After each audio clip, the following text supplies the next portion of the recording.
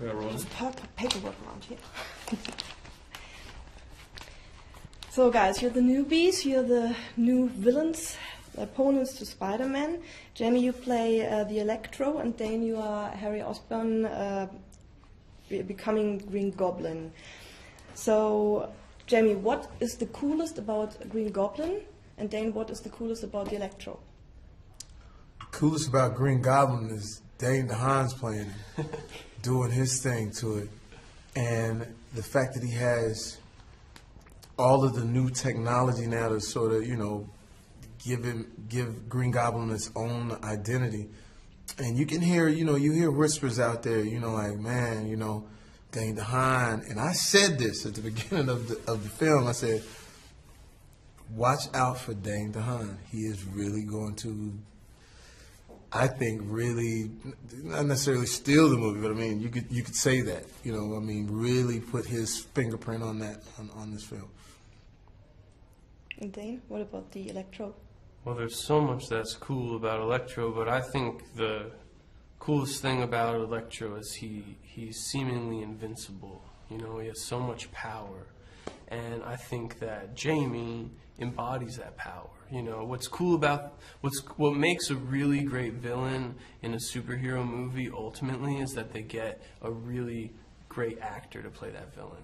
And somebody that really embodies that, and the power that Jamie brings to the role, and the fact that you get to see kind of like a Jamie, you're not, in Max, you're not really used to it, and then all of a sudden he becomes maybe more powerful than he's ever been before, and you know, you want to almost root for him, you want to get on his side, at least I do, and you get to see all of that power you've seen before, but it's embodied in this electric, seemingly invincible kind of way.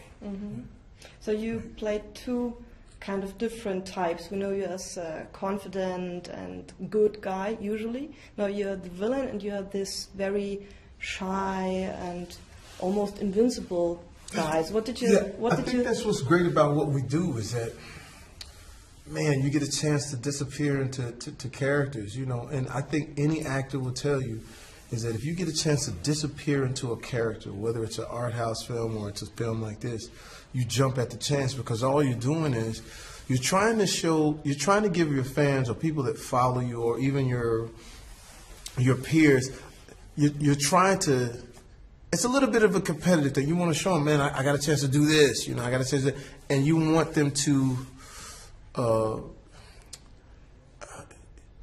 you want to do great work so they can sort of look at it and go like, wow, you know, they're really putting time in of it. I'm sort of losing, you know, a great way to end the point, but it's just to be in this world and to get paid for this make believe stuff is just amazing. And then you're known to be to play disturbed and dark characters like Harry Osborn, maybe a little bit. Would it be boring to be a nice guy? Well, I've been a nice guy. To play. I've played a nice guy. You know, I played complicated people. Yeah. You know. Yeah. But you know, for instance, like in Lawless, I was Cricket Pate.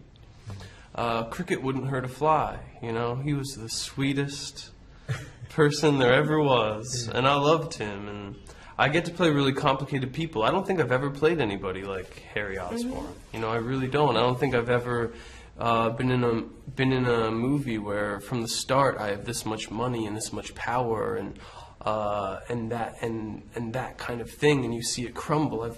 I've gone from being powerless to having power. But I've never gone from this much power to this low. And he's a very different person. You know, Harry, he tries to buy his happiness, and he's very vain in that kind of way, and you kind of see this whole superficial world he has crumbling around him.